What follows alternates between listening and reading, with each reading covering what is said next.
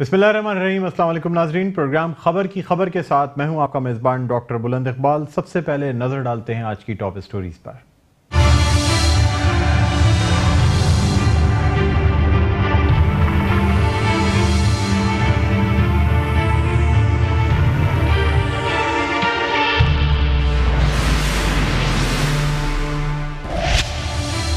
Bharat Israel के साथ मिलकर पाकिस्तान पर मिसाइल हमला करना चाहता था।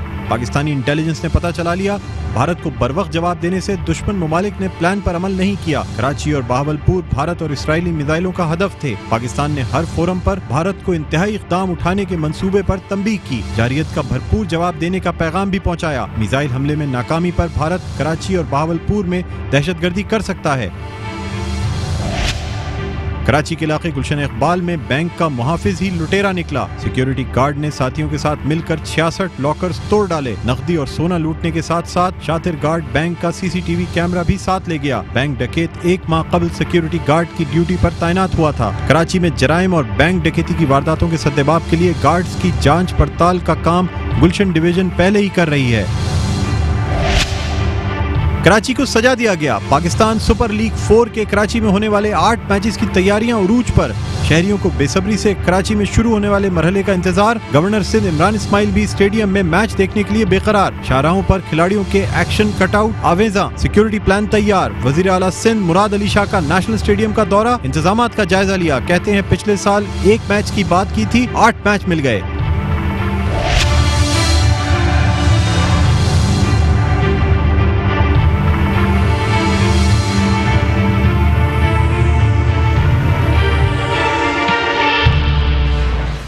जी नाज़रीन, स्टोरीज आपने देखी। सबसे पहले हम बात करना चाहेंगे, भारत का इसराइल के साथ मिलकर पाकिस्तान पर हमला करने का मंसूबा था। कराची और बहावलपुर भारत के हदफ पे थे और भारत और इसराइली मिसाइलों के हदफ पे थे। ये इत्तलात अब आ रही हैं और बहुत ही मुसद्दिक़ा इत्तलात हैं कि जो पाकिस्तान की इंटेलिजेंस एजेंसियां हैं, जिन्हें दुनिया में सरफ़हरिस्त माना जाता है, टॉप रैंक इंटेलिजेंस एजेंसीज़ हैं, इन्होंने भारत के ये पैगामात इंटरसेप्ट किए और पाकिस्तान को इस बात का इल्म हो गया था कि भारत और इसराइल मिल के पाकिस्तान पर हमला करना चाहते हैं। ख़ासतौर पे कराची और बहावलपुर पे हमले की तैयारी की जा रही थी।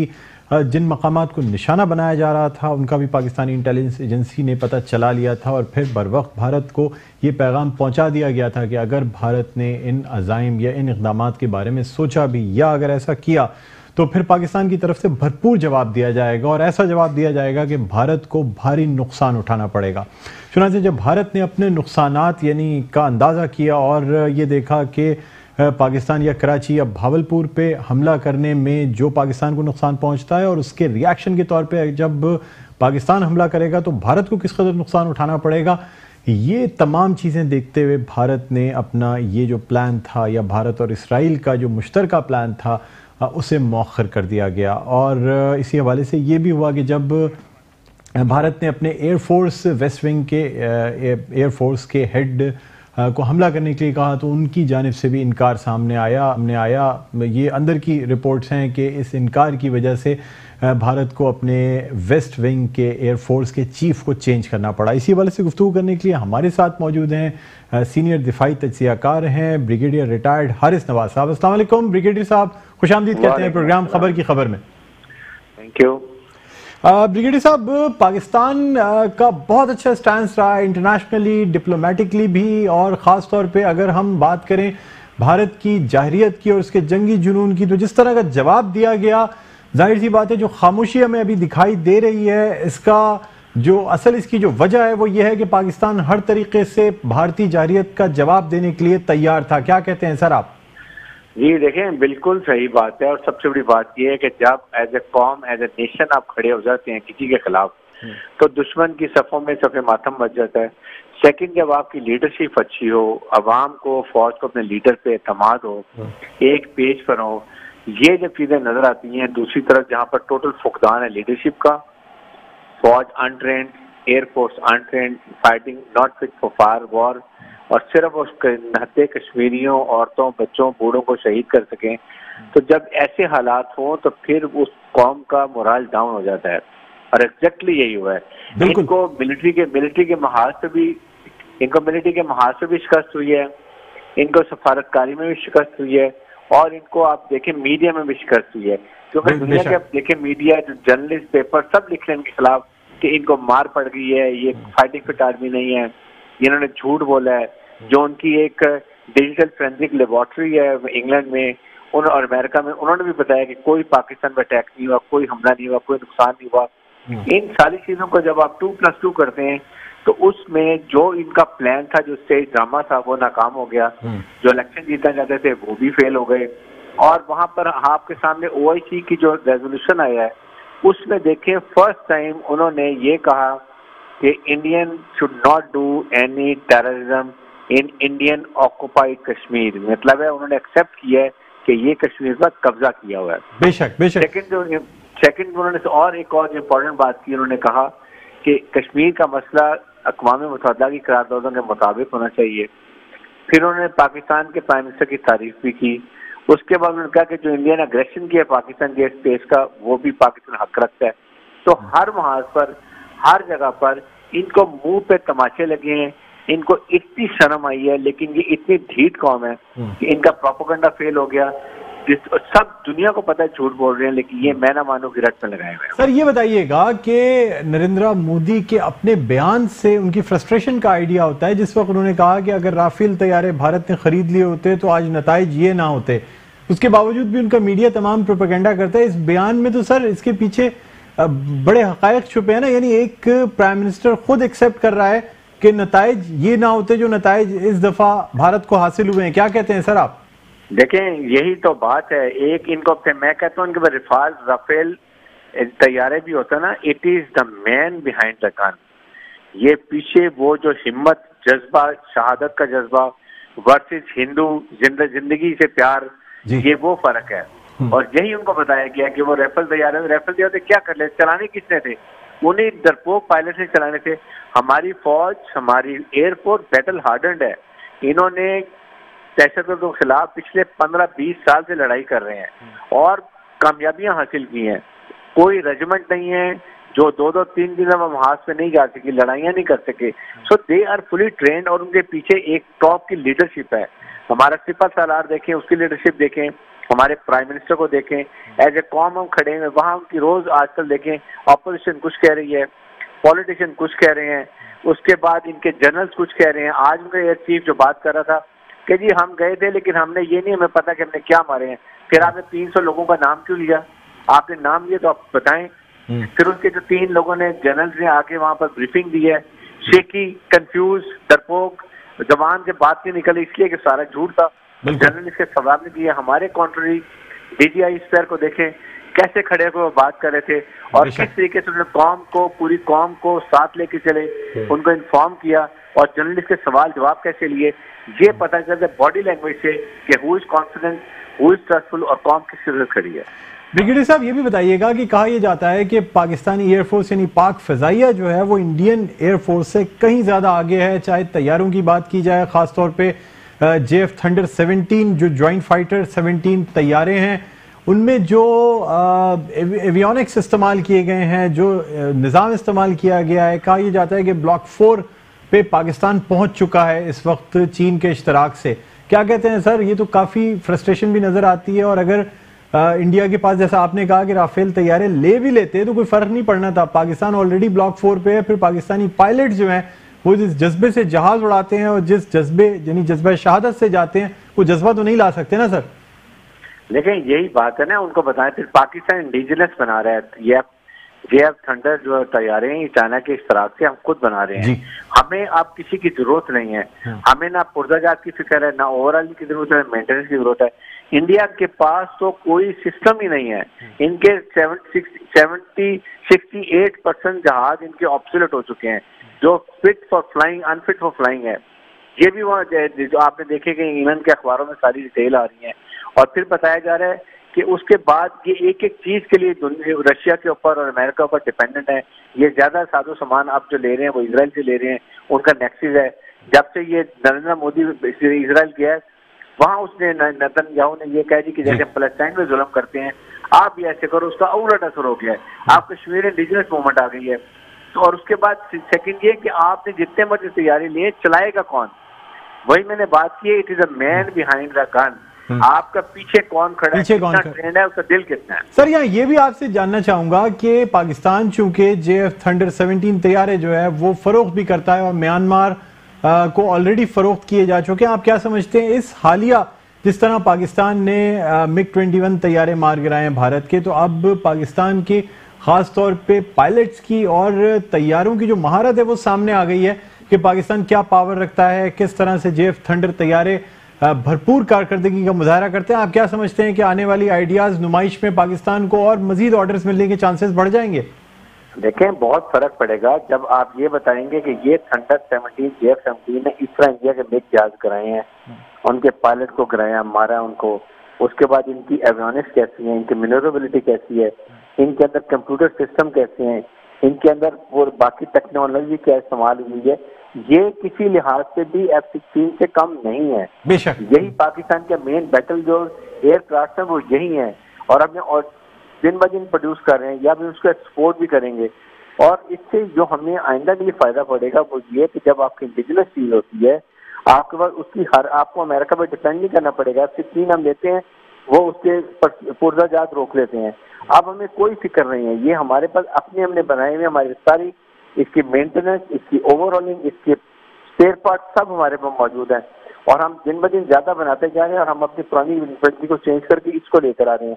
और इन्होंने ये तक कि ये कितने सोफिस्टिकेटेड, कितनी मैन्यूवरेबिलिटी और साथ ही साथ हमारे पायलट के ट्रेन है जो कि इस जैसे इनके जहाजों को टेक ऑन करते हैं, और हमारे एरिया में अब नहीं आएंगे। कोई एयर स्पेस पता चल गई कि पाकिस्तान की एयर स्पेस हमने वॉयलेट नहीं करनी है। इन चीजों को देखते हुए आपको पता चलता है कि आप पाकिस्तान की मिसाइल टेक्नोलॉजी, पाकिस्तान की न्यूक्लियर टेक्नोलॉजी, पाकिस्तान के एयरफोर्स जहाज, पाकिस्तान की मिलिट्री बैटल गार्डन ट्रेन, ये चीजें देखते हुए इंडिया को अब समझ नहीं आ रही कि हाँ, इसीलिए इसके मुंह पे तमाचा खाने के बावजूद चल रहे हैं और रहते हैं। जी, तो ब्रिगेडियर साहब एक लास्ट क्वेश्चन ये बता दीजिएगा, आप क्या कहते हैं कि अब इन हालात में जबकि भारत को हर महाज पे शिकस्त हुई है, ख्वाह वो बर्री अफवाज हों, बहरी अफवाज हों या फ़ज़ाई हदूद हों या फिर डिप्लोमेटिक बैटल हो, यानी इंटरनेशनली जिस तरह भारत को जवाब दिया गया है, जिस तरह पाकिस्तान अपना मुकदमा लेके चला है, बैनुल अक़वामी बिरादरी के सामने ये बात यहाँ हो चुकी है कि पाकिस्तान को दहशतगर्दी का निशाना बनाया जा रहा था। आप क्या समझते हैं, क्या ये जो भारत की खामोशी है ये परमानेंट खामोशी है या फिर भी कोई शरंगेजी, कोई दहशतगर्दी भारत की तरफ से फिर मजीद देखने में आएगी?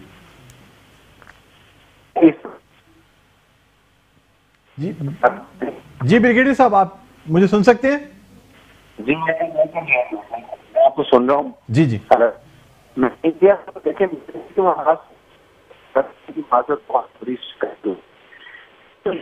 हिंदू जो है ना, ये वक्त का इंतजार करता है, ये अपने अभी जो इसको जख्म है उनको ये चाट रहा है।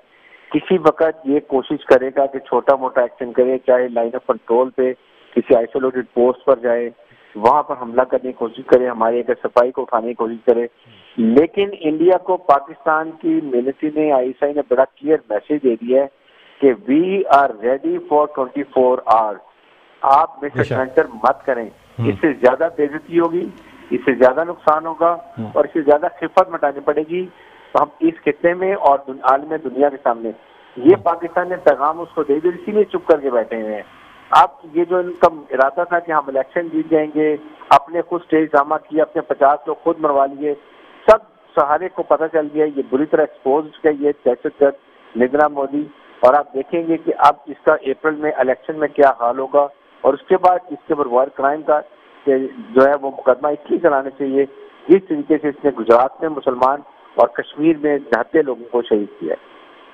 बहुत शुक्रिया ब्रिगेडियर साहब, आपने मेट्रो 1 न्यूज़ को वक्त दिया। और नाज़रीन, अब ये देखना होगा कि ख़ासतौर पे पाकिस्तान ने जिस तरह भारत को जवाब दिया है और भारत की जो फ्रस्ट्रेशन है वो नरेंद्र मोदी के इस वीडियो बयान से भी आपको नजर आएगी, जो उनकी तकरीर है जिसमें वो ये कहते हैं राफेल तैयारे अगर ले लिए होते तो क्या होता। आइए आपको ये वीडियो क्लिप दिखाते हैं कि नरेंद्र मोदी ने क्या कहा और क्या फ्रस्ट्रेशन उनके चेहरे पे थी। कमी आज देश ने महसूस की है। आज हिंदुस्तान एक स्वर में कह रहा है कि अगर हमारे पास आज राफेल होता तो शायद इससे भी नतीजा कुछ और होता। मैं इन लोगों को स्पष्ट कहता हूं कि मोदी विरोध करना हो तो जरूर कीजिए, हमारी योजनाओं में कमियां निकालिए, उनका क्या असर हो रहा है क्या नहीं हो रहा है इस पर सरकार की भरसक आलोचना कीजिए, आपका हमेशा स्वागत है। लेकिन देश के सुरक्षा हितों का, देश के हित का विरोध मत। नाज़रीन, तो ये जो फ्रस्ट्रेशन है, नाउम्मीदी है, जो खिफ़त है, वो नरेंद्र मोदी के चेहरे पे आया है, वाज़ेह है, बिल्कुल नज़र आ रहा है कि भारत के जो वज़ीर आज़म है उनके चेहरे पे साफ नज़र आ रहा है कि बिल्कुल खिफ़त है, ये एक शिकस्त है जो पाकिस्तान के हाथों भारत को देखनी पड़ी है, ना सिर्फ जंगी मैदानों में बल्कि इंटरनेशनल मीडिया के सामने, इंटरनेशनल बिरादरी के सामने। जिस तरह पाकिस्तान को आइसोलेट करने की कोशिश की जा रही थी, भारत को शिकस्त हुई है। और ख़ास बात मैं ये भी यहाँ कहना चाहूँगा कि ये पाकिस्तानी लीडरशिप का भी कमाल है कि इन चीज़ों को इस तरह से प्लीट किया गया है, भारत का पायलट भी वापस कर दिया गया, तमाम चीज़ों में पाकिस्तान का जो इमेज सामने आया है, अब नोबेल प्राइज़ फॉर पीस देने की बात की जा रही है, वो बहुत बड़ी मैं समझता हूँ कामयाबी है, खासतौर पे हुकूमत की भी कामयाबी है। अच्छे इक़दाम को हमेशा हमें अप्रिशिएट करना चाहिए। नाज़रीन, छोटा सा वक्फा है, वक्फे के बाद दोबारा आपकी खिदमत में हाजिर होते हैं। कहीं ना जाइएगा, देखते रहिए प्रोग्राम खबर की खबर।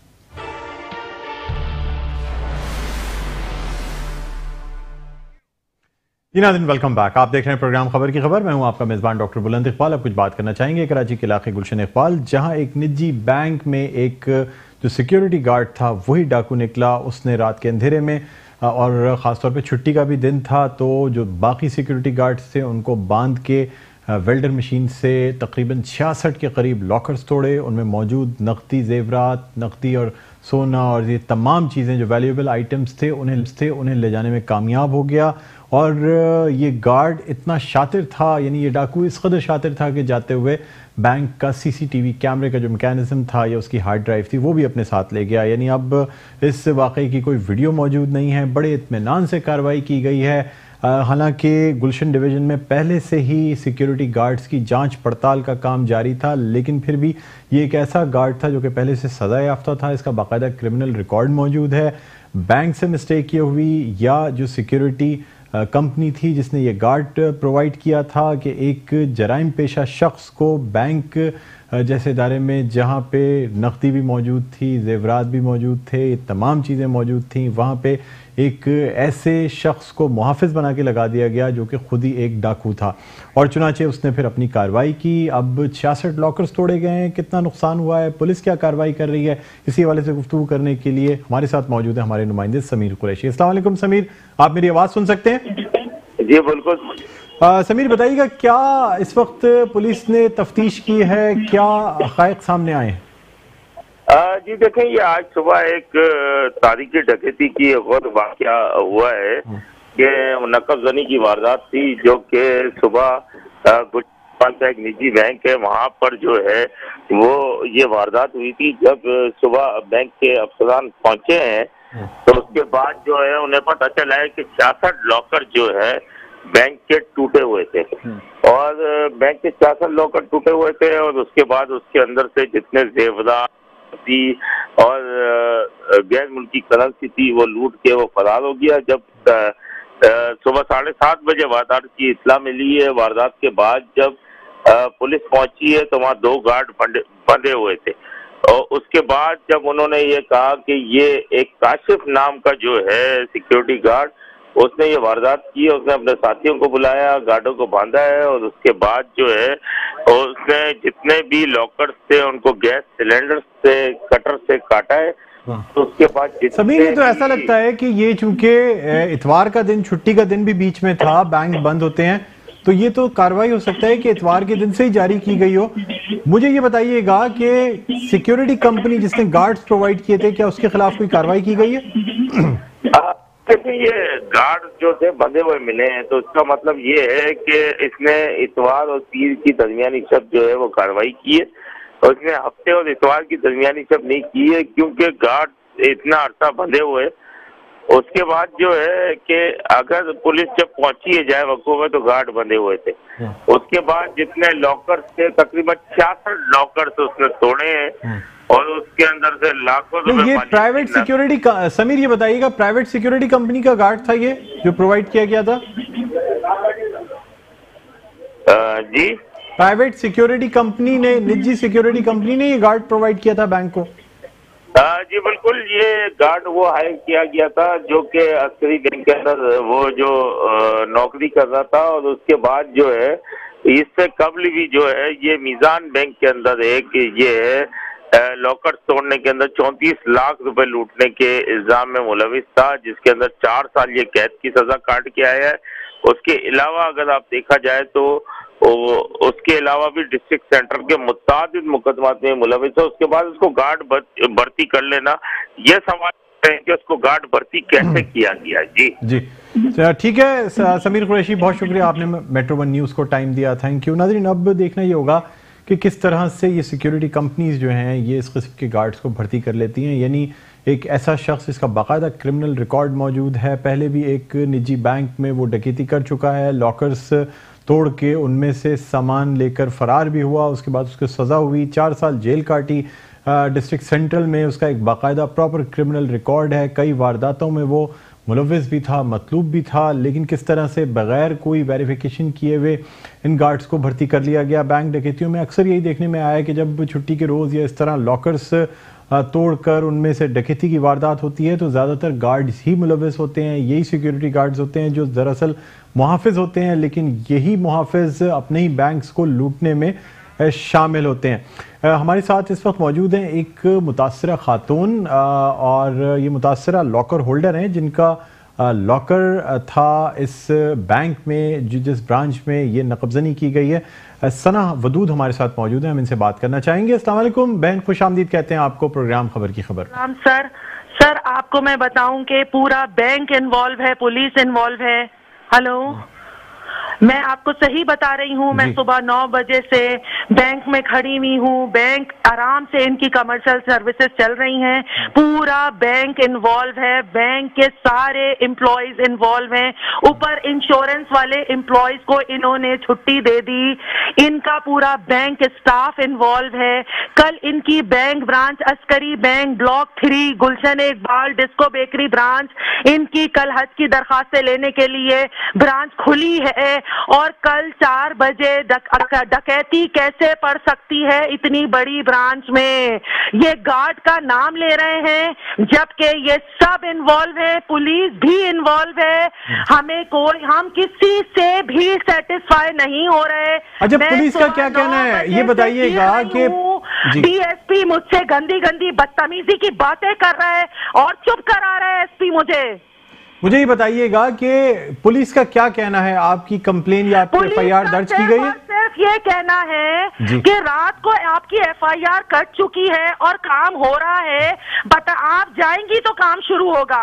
पुलिस का सिर्फ ये कहना था कि हम लोग घर चले जाएं, मॉब जमा ना हो, कोई शोर शराबा ना हो और खामोशी से बस हम घर चले जाएं। पुलिस वाले हंस रहे थे, सिगरेटें पी रहे थे और वो ये मिल बांट के खाएंगे। सर देखिए बहन, मैं आपके जज्बात बिल्कुल समझ सकता हूँ जी, ये सब मिल बांट के खाएंगे, पुलिस वालों की शक्लों से लग रहा था। बहन देखिए, मैं आपके जज्बात बिल्कुल समझ सकता हूँ, जिसका नुकसान होता है जाहिर सी बात है वो ही जान सकता है कि उसका कितना नुकसान हुआ है। ये जेबों में हाथ डाल के सिगरेटों के धुएं उड़ा रहे थे और ना पुलिस ना रेंजर्स को, मैंने फौज के नाम पे पैसा जमा कराया था, इन्होंने बैंक का बोर्ड हटा दिया और ये झूठ बोल रहे हैं कि इंक्रोचमेंट वाले तोड़ के चले गए। ये झूठ बोल रहे हैं, सब कुछ झूठ बोल रहे हैं। इन्होंने अस्करी बैंक, अस्करी का नाम हटा दिया। मैंने फौज के नाम पे अपने बहन भाइयों की जमा पूंजी रखी थी, मैंने फौज के नाम पे रखी थी, मैंने फौज के नाम पे रखी थी। मेरे बाप भाई ने कभी मुझसे जोर से बात नहीं की, एसपी ने मुझे इतना धमकाया है मैं आपको बता नहीं सकती। ठीक है बहन, अच्छा ये बताइएगा कि जितने लोगों के ये लॉकर्स टूटे हैं, क्या तमाम लोगों ने अपने अपने नाम और ये रिपोर्ट दर्ज कराई है थाने में? मुद्दई हैं तमाम? हमें थाने नहीं लेके गए। वहां पे हम किसी को बैंक इन्फॉर्म नहीं कर रहा था, एक दो तीन तीन चार लोगों को इन्फॉर्म कर रहा था।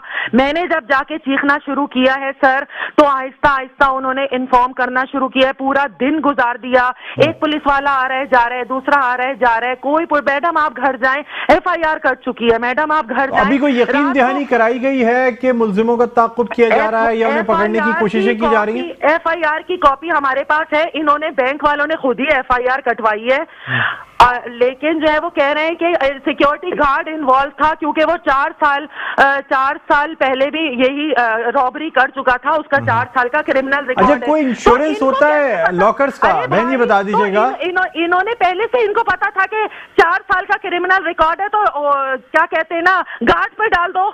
इनकी कोई जिम्मेदारी नहीं थी, इन्हें पहले से सब इल्हाम हो गया। अच्छा, ये बताइएगा कि क्या तो लोगों को आहिस्ता आहिस्ता बताओ, लोगों को बताओ, नहीं मॉब जमा हो जाएगा। हाँ, मीडिया को अंदर नहीं आने दो। अच्छा, ये बताइएगा बहन के कोई इंश्योरेंस होता है इन लॉकर्स का? कोई इंश्योर किए जाते हैं ये लॉकर्स या नहीं? स्मॉल लॉकर का 5 लाख, मीडियम का 10 लाख और लार्ज लॉकर का 15 लाख। लेकिन मेरी भाई बात सुने, एक चूड़ी का सेट नहीं आता 10 लाख का। आजकल आप देखें हालात क्या हैं।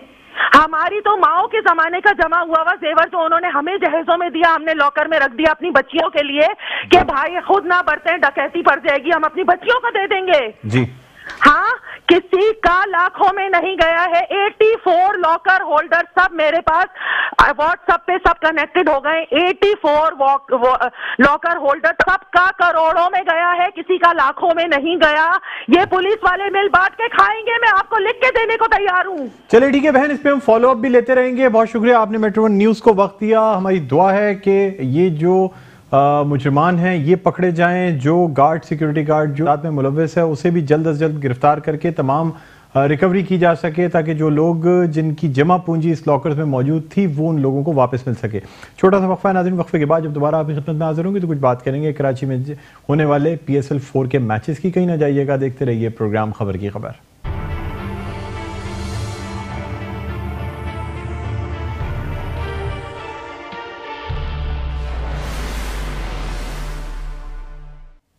Welcome back. आप देख रहे हैं प्रोग्राम खबर की खबर। मैं हूं आपका मेजबान डॉक्टर बुलंद इकबाल। अब कुछ बात करते हैं कराची में होने वाले PSL 4 के मैचेस के हवाले से। 8 मैचेस कराची में खेले जाएंगे। इस हवाले से तैयारियां न सिर्फ नेशनल स्टेडियम में जारी हैं, जहां आज वज़ीर आला सिंध सैयद मुराद अली शाह ने नेशनल स्टेडियम का दौरा भी किया और ये कहा कि पिछले साल 1 मैच की बात की थी, 8 मैचेस मिल गए हैं। लाहौर में होने वाले 3 मैचेस भी अब कराची में खेले जाएंगे। मैच का नया शेड्यूल जो है मैचेस का वो जारी कर दिया गया है। इसके अलावा कराची के मुख्तलिफ इलाकों में जश्न का समा है, प्लेयर्स के कटआउट्स लगाए गए हैं मुख्तलिफ जगहों पे। जहां जहां स्क्रीनें लगाई गई हैं वहां पे भी रात के 12 बजे तक जश्न का समा रहता है। लोग फैमिलीज के साथ आके इन जगहों पे तस्वीरें बनवाते हैं, सेल्फियां बनवाई जाती हैं। तैयारियां उरूज पर हैं और हमारे नुमाइंदे शाहरुख शाह इस वक्त FTC फ्लाईओवर के नज़दीक जो एक जगह बनाई गई है जहां पे ये मैचेस दिखाए जाएंगे, बाकायदा स्टेडियम स्टाइल की कुर्सियां लगाई गई हैं, वहां पे मौजूद हैं। अस्सलाम वालेकुम शाहरुख, आपको खुशामदीद कहते हैं प्रोग्राम खबर की खबर में। तो ये तमाम चीजें वहां देखने में आ रही है। शाहरुख से ये भी पूछना चाहेंगे कि लोगों का क्या जोशो खरोश है, क्या देखते हैं और क्या तैयारियां हैं? शाहरुख, आप मेरी आवाज सुन सकते हैं?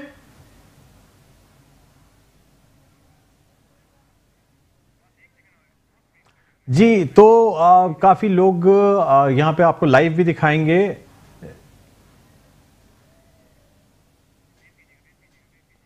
ये आप देख सकते हैं लाइव मनाजिर हैं जो कि कराची के इलाके FTC फ्लाईओवर के नीचे दोनों तरफ ख़ासतौर पे एक तरफ स्टेडियम स्टेयर्स लगा के बाकायदा स्टेडियम की कुर्सियां लगा के मैचेस देखने का इंतज़ाम किया गया है, स्क्रीन्स लगाई गई हैं और कराची में कहा यह गया था कि तकरीबन 10 मकामात पे इंतजाम किए जाएंगे। अब तक कराची का ये एक FTC फ्लाईओवर का जो इलाका है यहाँ पे इंतजाम मुकम्मल कर लिए गए हैं। बाकी इलाकों में अब तक मुकम्मल इंतजाम नहीं किए गए हैं। हम आप कोशिश कर रहे हैं कि राब्ता कायम करें और बराह रास्त आपको दिखाएं कि इस वक्त क्या पोजीशन है FTC कराची में। अब शाहरुख हमारे साथ मौजूद है, हमारे नुमाइंदे हैं। जी शाहरुख, आप मेरी आवाज सुन सकते हैं?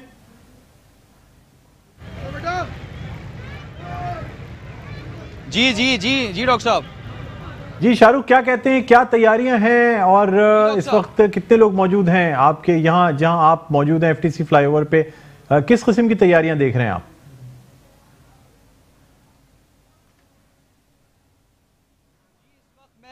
कराची की मेन शाहराह फैसल पे मौजूद हूँ और यहाँ पे सिंध हुकूमत की जानिब से कराची जिसको सिटी ऑफ लाइट्स भी कहा जाता है और सिंध हुकूमत की जानिब से एक और दर्जा दे दिया गया है जिसे सिटी ऑफ क्रिकेट का जो है वो शहर करार दिया गया है सिंध हुकूमत की जानिब से। तो अवाम, कराची की आवाम का जोशो खरोश बहुत ज़्यादा दिखाई देता है और अगर हमारा कैमरामैन आपको दिखा सकता है कि कदावर पोस्टर्स प्लेयर्स के वो लगाए गए हैं जिसमें कामरान अकमल, शाहिद आफरीदी और सरफराज अहमद शामिल है और इसके साथ साथ स्टेडियम का मोनूमेंट्स आपको हमारा कैमरामैन अगर दिखाए तो बहुत खूबसूरती का मंजर पेश कर रहा है इस वक्त सिंध हुकूमत की जानिब से। बहुत जिस तरह से कहा था कि कराची को दुल्हन की तरह सजाया जाएगा उस तरह से दुल्हन की तरह सजाया जा रहा है और हमारे साथ फैमिली मौजूद है। हम उनसे भी बात करवाते हैं आपकी कि कराची में 8 मैचेस आ गए, उस पर उनकी क्या राय है, कितना जोशो खरोश उनको लगता है, जी बताइएगा। अस्सलाम वालेकुम पाकिस्तान, मेरा नाम शफकत है। यहाँ पर आकर वाकई बहुत फैमिली एंजॉय कर रहे हैं, पूरी फैमिली के साथ मैं आया हूँ। मेरा बेटा अजान बहुत ज़्यादा कराची किंग का बहुत बड़ा फ़ैन है, इससे पूछें। जी आप बताइएगा, मद्दा, आप क्रिकेट के मद्दा भी हैं, जो आप छोटे जो है ना वो हैं, आप कौन सी टीम को सपोर्ट कर रहे हैं? कराची किंग्स। कराची किंग्स को सपोर्ट कर रहे हैं, तो क्यों फेवरेट है आपकी, कौन प्लेयर्स पसंद है? Livingstone, Babar Azam, Colin Munro, डंक, इमाद वसीम। तो हमारे साथ एक और फैमिली भी मौजूद है, उनसे हम बात करते हैं, वो उनको बताते हैं कि आप मुझे बताइएगा कौन सी टीम को आप सपोर्ट कर रही हैं? कराची किंग को सपोर्ट कर रही हूँ, लेकिन जो भी जीतेगा तो पाकिस्तान ही। और जिस तरह से बताया कि क्रिकेट के मद्दा बहुत खुश है, 8 मैचेस कराची में होना इस बात का सबूत देता है कि कराची शहर जो है वो सिटी ऑफ क्रिकेट कहलाता है, कि दर्जा दे दिया गया है। तो इस हवाले से क्रिकेट के मद्दा भी बहुत ज़्यादा खुश और खुर्रम दिखाई दिए और इस तरह से आज जो है वज़ीर आला सिंध ने भी ये बात का इजहार किया कि इस तरह के जो है वो और जगहों पे। अच्छा शाहरुख, ये बताइएगा कि तकरीबन कितने लोगों के बैठने की कैपेसिटी यहाँ पे मौजूद है, कितने लोग यहाँ पे बैठ के ये मैचेस स्क्रीन्स पर देख सकेंगे, आप क्या कहते हैं? और इस तरह के और दूसरे मकामात कराची में कहाँ मौजूद हैं?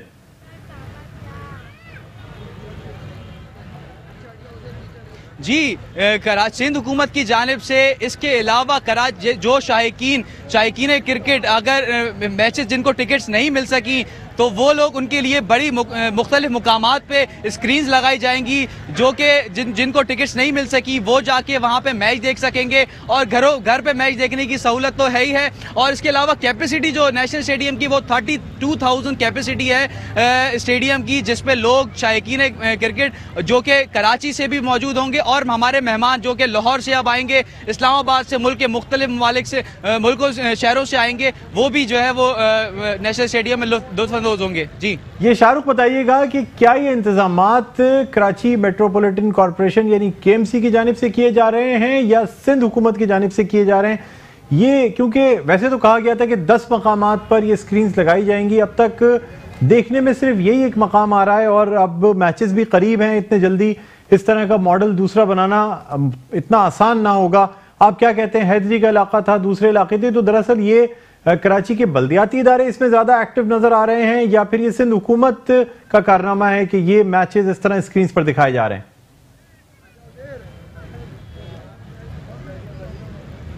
जी, इस वक्त जो मैं मौजूद हूँ शाहराह फैसल पे, इसका इफ्तिताह वजीर बल्दियात सईद गनी साहब ने किया था जो कि PSL इंतज़ामी कमेटी के सरबराह भी हैं। उन्होंने इस जगह का इफ्तिताह किया था। इससे ये बज़ाहिर ये लगता है कि सिंध हुकूमत जो है वो फुल सपोर्ट कर रही है। कराची में जितनी भी लाइट्स वगैरह लग रही हैं और जिस तरह से इंतजामात किए जा रहे हैं, दुल्हन की तरह सजाया जा रहा है शहर को, तो वो सिंध हुकूमत को क्रेडिट जाता है और साथ ही साथ पाक फौज को भी क्रेडिट जाता है जो कि इतना बड़ा। बहुत शुक्रिया शाहरुख, आपने हमें ज्वाइन किया मेट्रो वन न्यूज़ को वक्त देने के लिए, थैंक यू। और नाज़रीन, अब हम कुछ बात करना चाहेंगे हमारे लेजेंड क्रिकेटर साजिद खान, जिनसे हम जानना चाहेंगे कि इस वक्त नेशनल स्टेडियम की क्या पोजीशन है, वहाँ पे जो छत लगाने का काम इस वक्त जारी और सारी है, दिन रात काम किया जा रहा है, फिर भी ऐसा लगता है कि शायद छोटा सा हिस्सा ऐसा हो जहाँ पर ये पहले मैच या दूसरे मैच में ये छत कंप्लीट ना की जा सके। फिर जो वक्फा आना था पहले मैच के बाद 3 मैचेस लाहौर में होने थे, उसके बाद बाकी मैचेस कराची में होने थे, तो अब वो वक्फा भी नहीं है।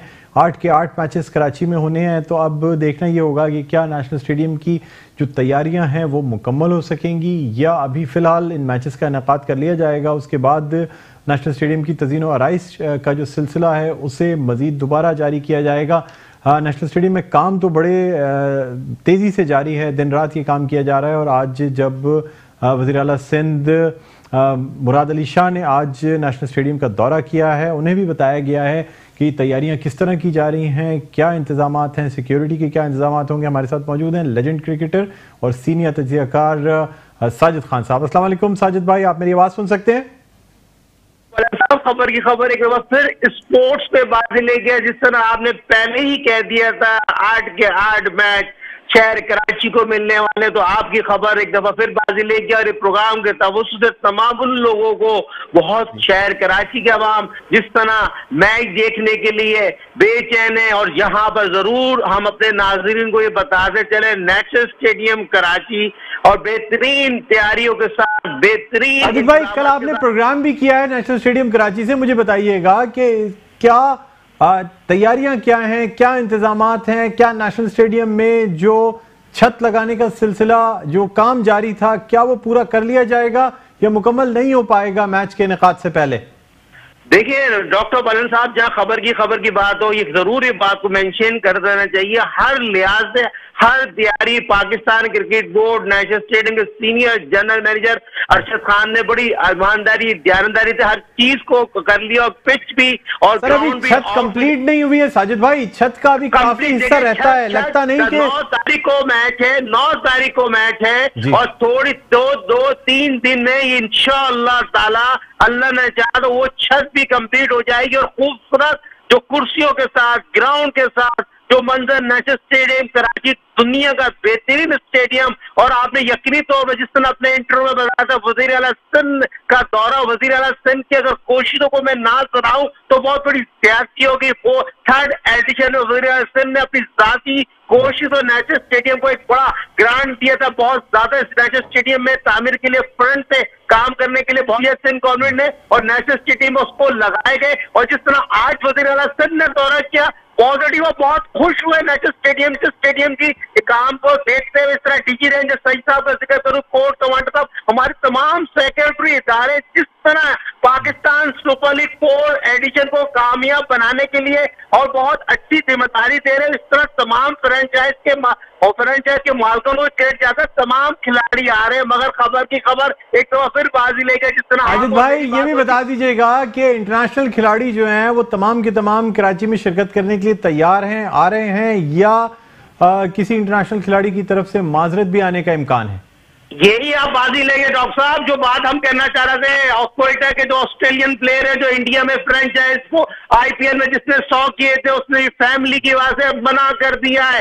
डंके की चोट में 3 दफा पाकिस्तान की सुपर लीग में हिस्सा लिया। कोयटा को हमेशा वक्त पर जब पाकिस्तान में जरूरत होती है वो मना कर देते, और अब कह रहे हैं 50-50 है, मेरी फैमिली प्रॉब्लम है। तो पाकिस्तान सुपर लीग के फ्रेंचाइज के मालिकानों से रिक्वेस्ट है, जब कॉन्टेक्ट करें तो ये जरूर बताएं पाकिस्तान सुपर लीग आपने आके अपने मुल्क में खेलनी है। उनको प्लेयरों को हौसला अफजाई के उनके कोच मोइन खान ने भी ये बात कही थी जब पाकिस्तान सुपर लीग का एडिशन के बाद सवाल किया गया था। मगर 100% खबर की खबर बाजी ले गया। ऑस्ट्रेलियन प्लेयर जिनका कोयटा से बहुत अहम रोल है, फ्रंट पे आके बैटिंग करते हैं, मगर पाकिस्तान में आने से उन्होंने अपनी फैमिली प्रॉब्लम जाहिर कर दी, और मेरे अपने जराए बताते हैं 101% वो नहीं आएंगे। तो ये रीजन आप एक दफा फिर बाजी ले गया। मैटोनी चलन हर खबर पे खबर नजर रखने के लिए यहाँ पर तमाम नाज़रीन को बता दें, बाकी तमाम प्लेयर आने की कोशिश कर रहे हैं। और क्यों ना है, पाकिस्तान सुपर लीग एक दुनिया का बेहतरीन ब्रांड है